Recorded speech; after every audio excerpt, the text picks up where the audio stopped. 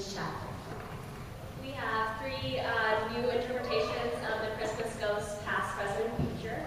The final song we're going to sing is Joy to the World, so join in with us. We hope you enjoy the show.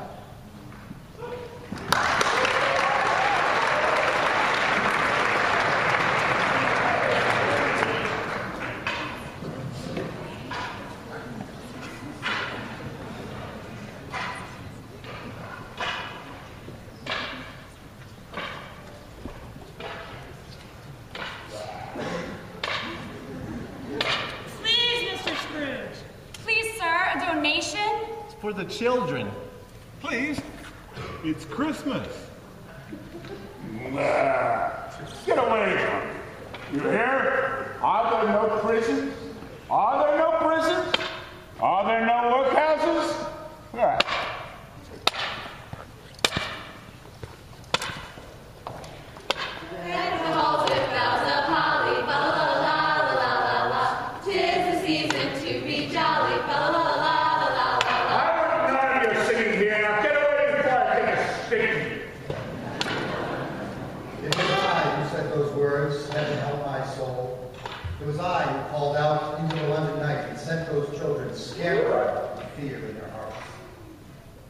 I've learned a great deal since then, and my story bears telling.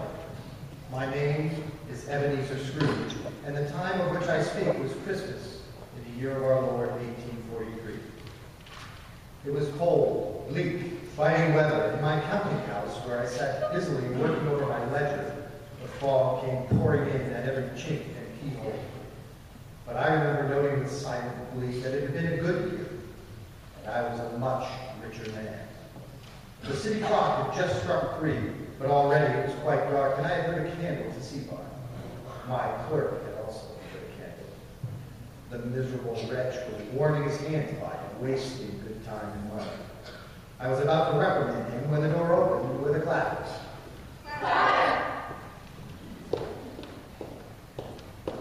Merry Christmas, Uncle! God save you, buddy. Close that door! You want to freeze us out? Sorry, Uncle. Merry Christmas, Uncle! Merry Christmas. And what reason do you have to be merry? Heaven knows you are poor enough. What reason do you have to be so angry? God knows you're rich enough. This is a place of business. Or thank you to leave us alone. Come on, Uncle, don't get angry with me. What else can I be when I live in such a world of fools? Merry Christmas. Humbug!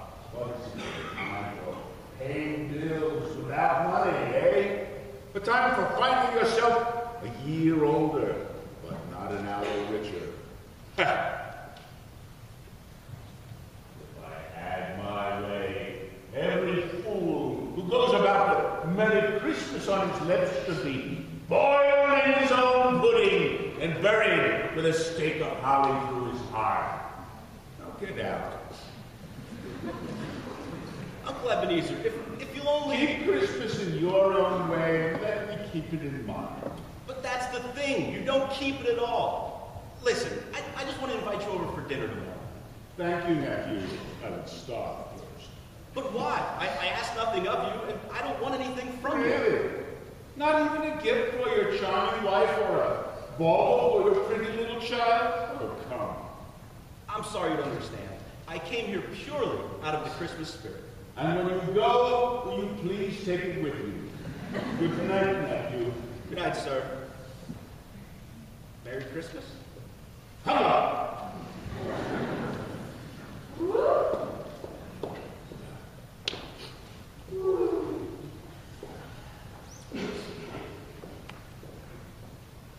Mr. Scrooge, sir.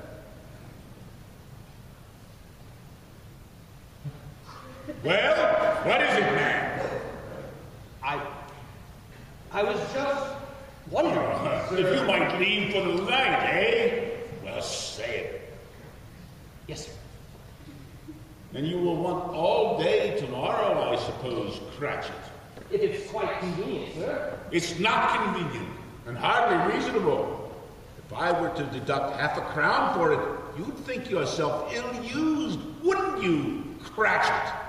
Well, sir, half a crown? And yet, Cratchit, you see no reason why I shouldn't pay wages for no work. Huh. Sir, it's only once a year. A poor excuse for picking a man's pocket every 25th of December.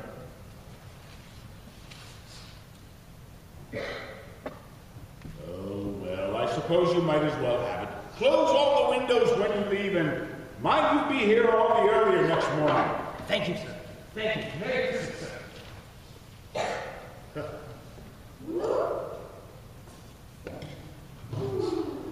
I felt no twinge of conscience that fateful Christmas Eve.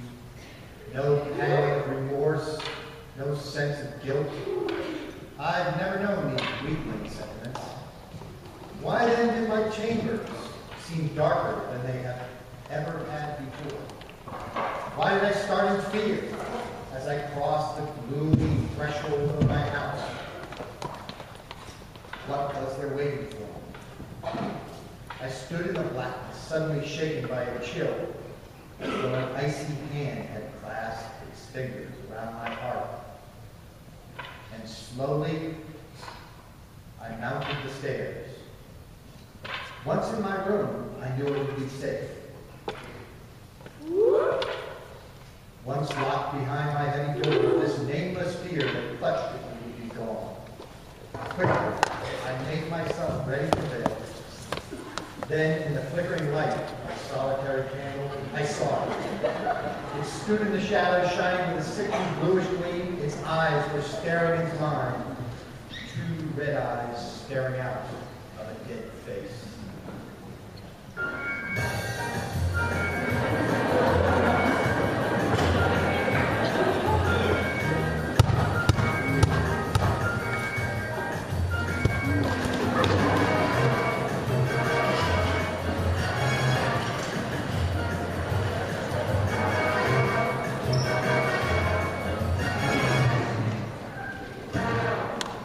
Who are you, and what do you want with me? Who am I? Ask me rather who I was. In life, I was your partner, Jacob Marley.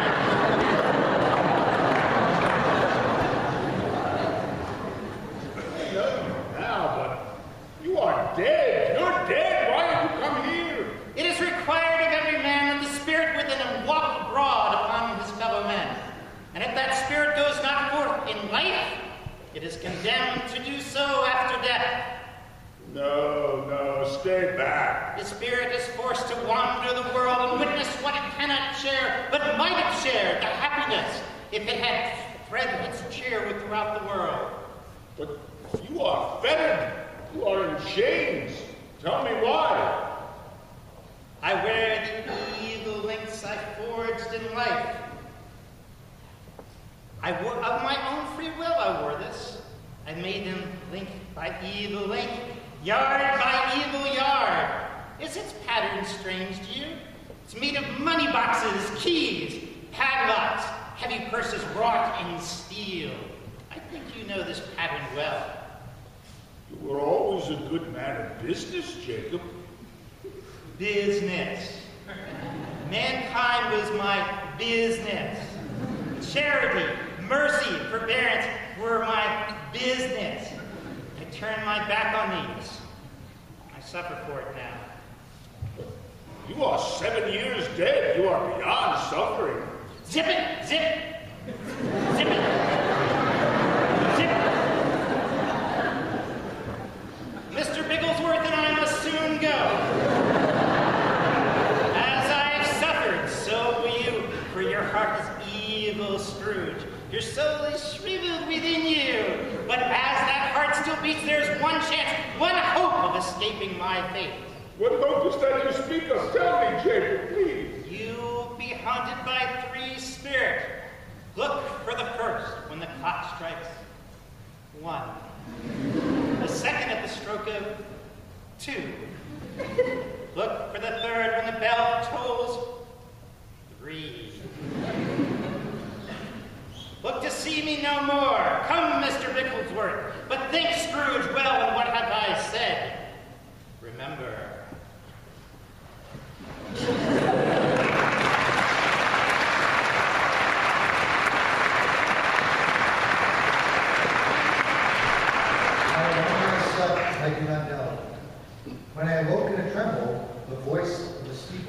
still ringing in my ears as it struck the first hour of Christmas Day.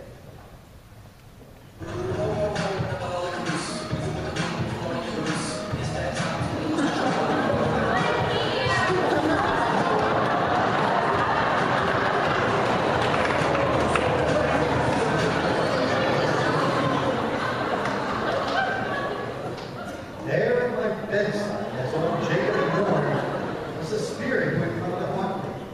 It was a strange and tiny figure, and her hair was unnaturally jet black.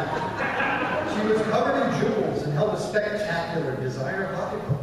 But strangest of all, from the crown of her head was a giant bouffant, from which flowed a giant clear light.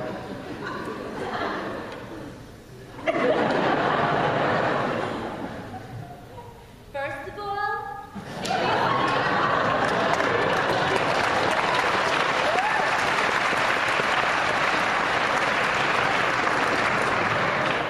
stop telling everybody we hooked up.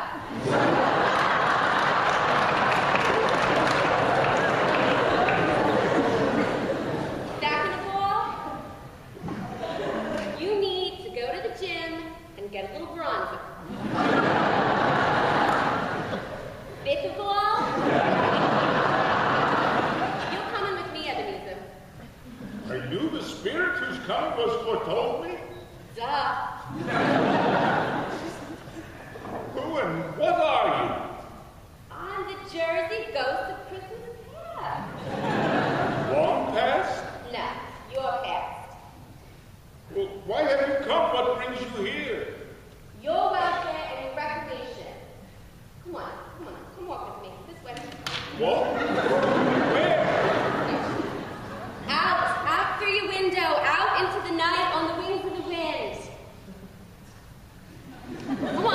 Wait, what place is this? Where are I don't know. All right, look out there. Tell me what you see. we? I see a cold and drafty hall. I see a long, bare, melancholy room in which a boy sits reading, a solitary child, neglected by his friends, for they have all gone home for Christmas. Wants to cry, but doesn't dare. Now he lifts his head. I see his face. It's... Who is it? Come on. What's his name? His name is Ebenezer Scrooge. All right, now, I want you to look over here. Look through there. What do you see?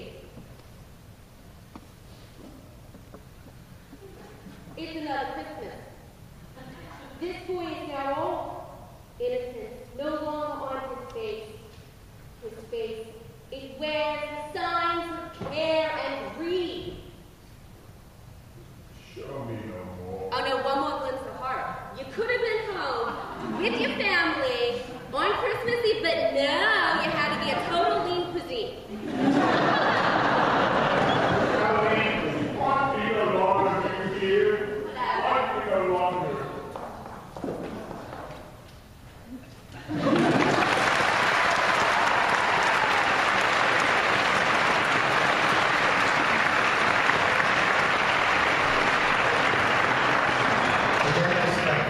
The steeple clock tolled out the hour on the Christmas morning air.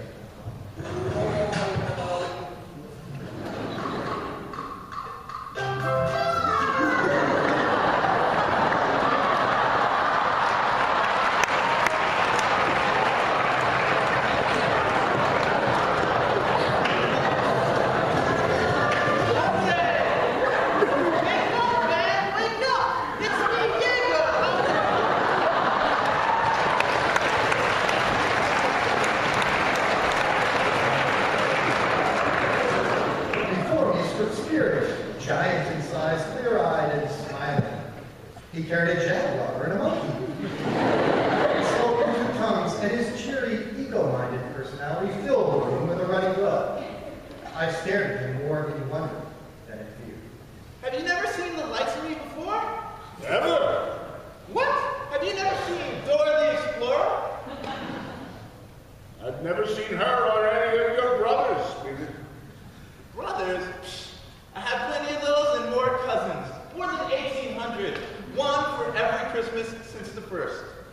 Now, hombre, will you come with me now?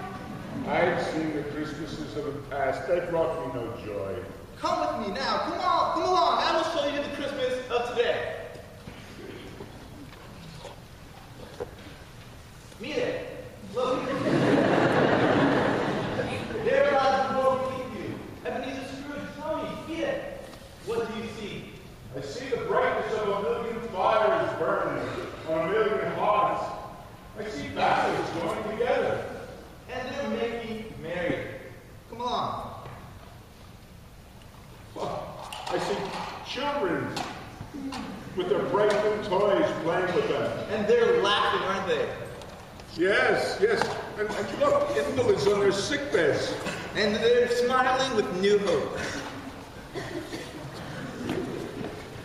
I see a place where miners live who labor in the bowels of the earth. And even they, on this day, are happy. Yes, yes, they appear so. And look, out at sea, a ship tossed by the wind, and on that ship 2 sailors join hands. And they too, they wish each other happiness and joy. Yes, yes, all this I see. And all this is the Christmas spirit. Now, Ebenezer, let me take you to a place, a miserable place, with a house and a man and a family that you know very well.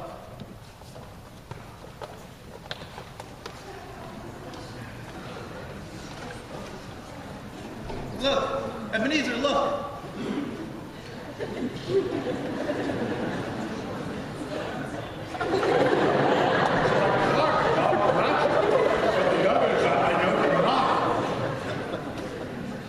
Bob Cratchit, his wife, and his kids, yes, niños, they're all sitting and eating and being clothed with the mere 15 shillings you give him every week. Wife and children? I never knew that. You might have known, but you never asked.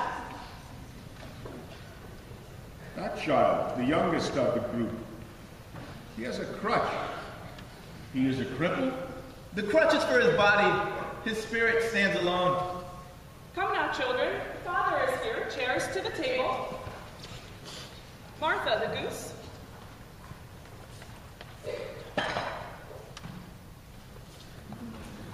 Oh, Bob, this is such a goose. Tiny Tim could have told you that. Couldn't you, Tiny Tim? I smelled it, Mother! I can smell it coming all the way up the stairs! As good as gold, weren't you, Tiny Tim? Oh, Mother, it was so wonderful to be in church today. What, Tiny Tim? Well, because I'm a cripple, and if people see a cripple in church on Christmas Day, surely they'll remember that this is God's day, and that it is God who makes the blind see and the cripples walk. Oh, Tiny Tim. Well, isn't it true, Mother? Yes, dear. Isn't it, Father? Absolutely, my son. And one day I know it. He'll just get rid of my crippleness and throw my crutch away. I'll never need it again. Never. Why, you're growing stronger every day, Tiny Tim. I know.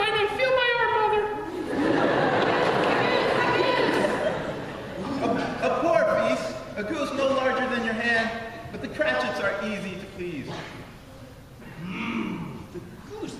There has never been such a goose. The tenderness. The flavor. And don't forget the stuffing. The stuffing. Yes. And now, a pudding. A pudding very small for a family so large. A triumph. Children, I regard this pudding as the greatest culinary achievement of your mother since our marriage. Cheers! And now, a toast.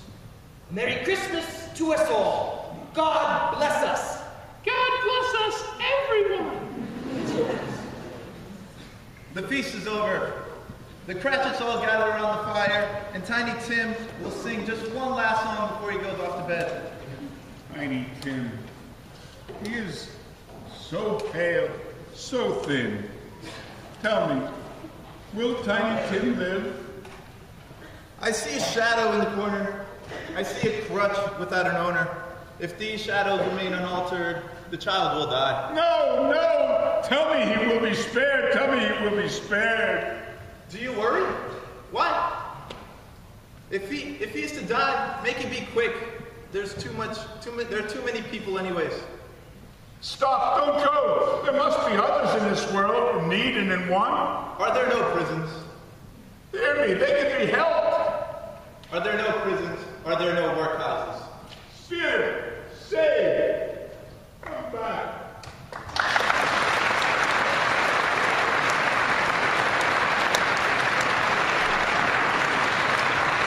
The spirit was gone. I was alone on a wind-swept street, my shoulders bowed with shame. Far off, I heard the hour strike, and looking up, I beheld the third of the spirits. It was a phantom, shrouded in uniform, and the air cavalier. It wore opposite dress, and he looked as though nothing ugly of this earth would touch him. I could tell he had no soul because of his dark glasses. His thin white hand was outstretched towards me. Beckoning.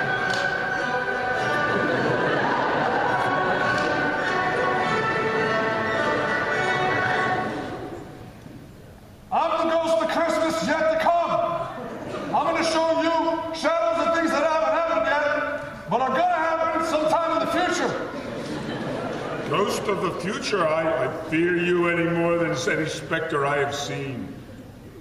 Tough luck, son. Come with me. You know the street Ebenezer Scrooge? I do. My business is here, but that building is strange to me. Well, that's because they haven't built it yet, son. You know these people walking here? I know them well. They are my friends. Friends, huh? I wouldn't be too sure about that, son. Listen to what they have to say. Well, Scratch has got his own at last. So I hear. When did he die? Last night, I believe. What was the matter with him? Wasn't it funny, Mom? I thought he would never die. What did he die of? Gold poisoning. What has he done? I don't know. Left it to his business, probably. He certainly didn't have any friends. Well, we know he didn't give it away. His coffin had cash boxes.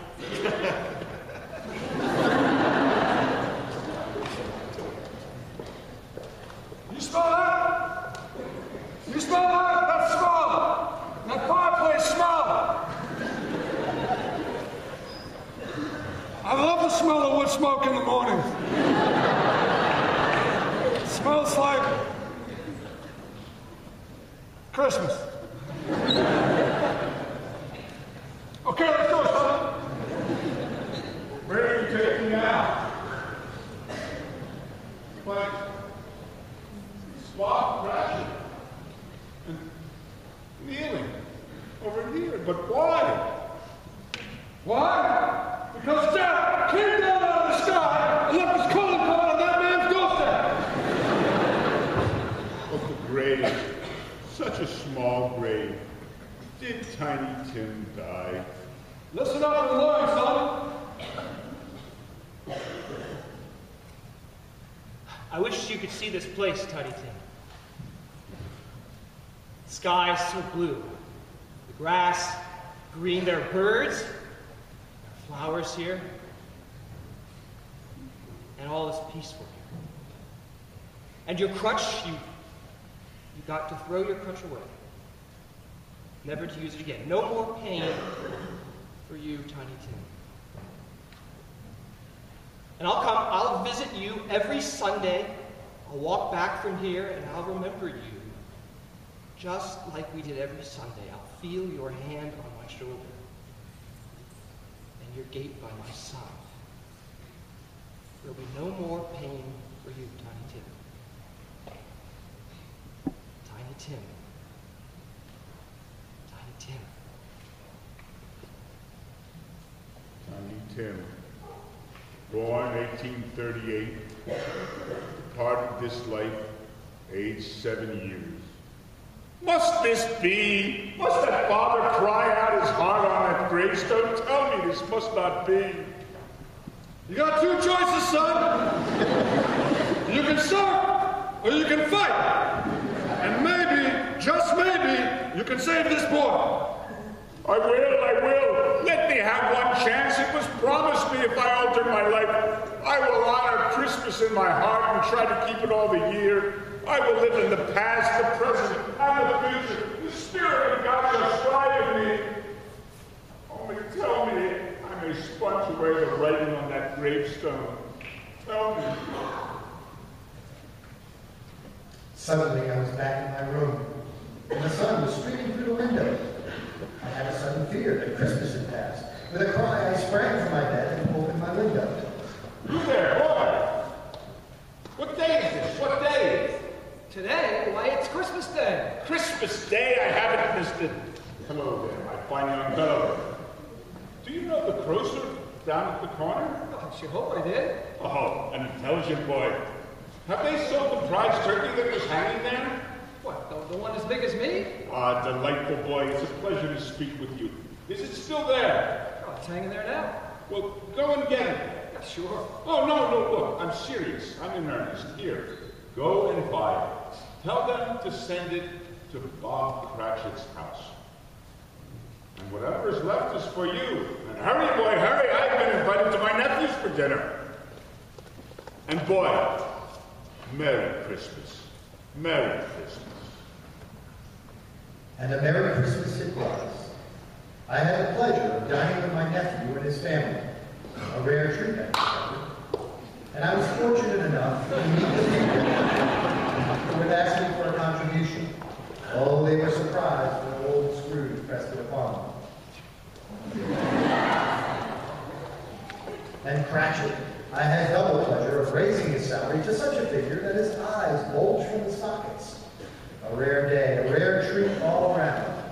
Yes, that was a Christmas for you. And I might tell you that Tiny Tim did not die. He's well and growing stronger day by day. I'll see you tonight at dinner, for this is Christmas once again.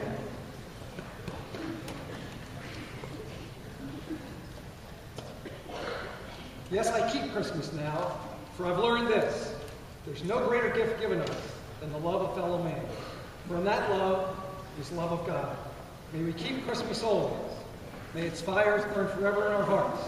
And so, as Tiny Tim observed, God bless us, everyone. God bless